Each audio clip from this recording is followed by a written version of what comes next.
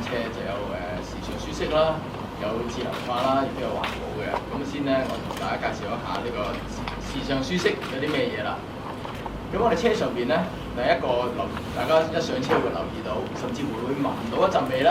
就係一個真皮座椅。我哋全車嘅凳咧都係啲意大利進口嘅真皮座椅，咁啊可以調校角度啦。咁啊現時大家喺右手邊，喺我嘅右手邊啦，你哋嘅左手邊見到呢一張凳咧，其實就係一個樣板嚟嘅啫。呢張都未係最靚嗰張嚟嘅，一間上到車嗰張咧個頭枕咪再遠咗少少，我哋再經過改良。呢張係我哋試買嗰陣時拎翻嚟嘅樣板嚟嘅啫。咁呢個坐落去就高背啲啦，即係我坐落去都去到我個頭個位置啦。咁啊亦都後面有腳踏。咁一陣間上到車咧，上到車嗰陣時可以再睇再影到嘅。車廂入邊嘅顏色咧，同我哋平時新巴、城巴嘅紫色係好唔同嘅。我哋就選擇咗一個比較溫暖啲嘅米黃色啦，同埋風槽都配合翻我哋城巴機場快線嘅專色，就係一個紅色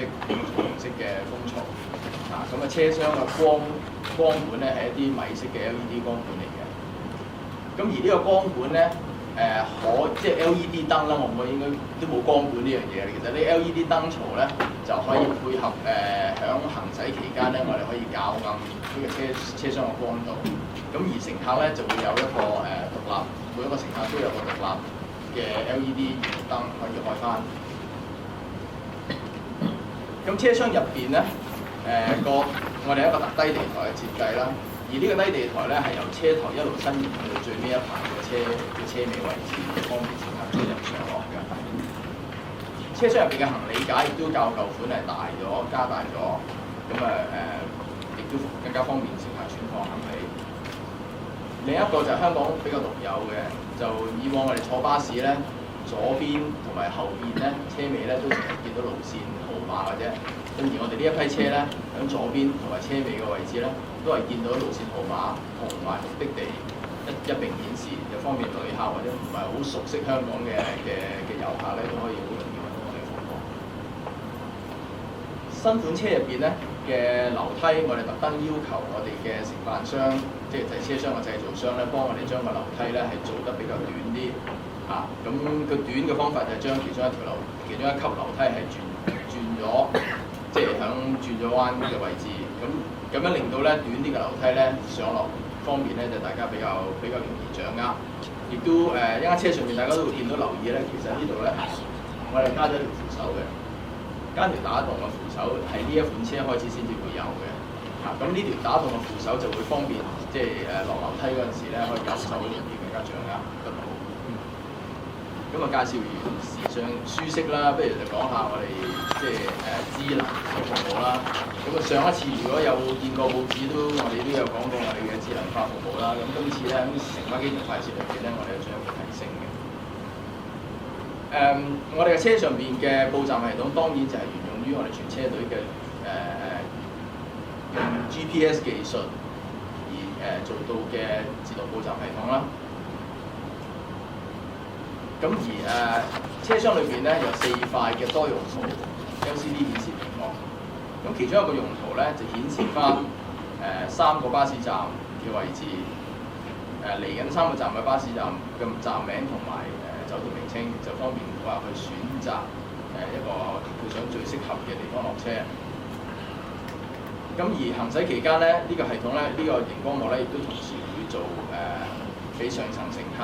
可以睇到一個樓下行李架嘅閉路電視嘅情況。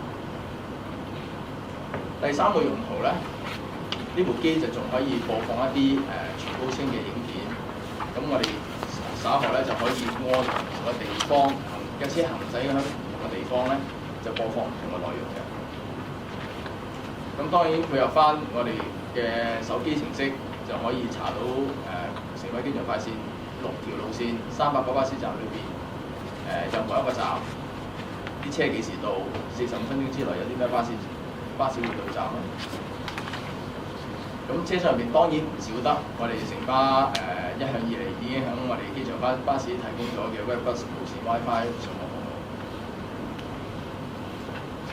講到環保方面，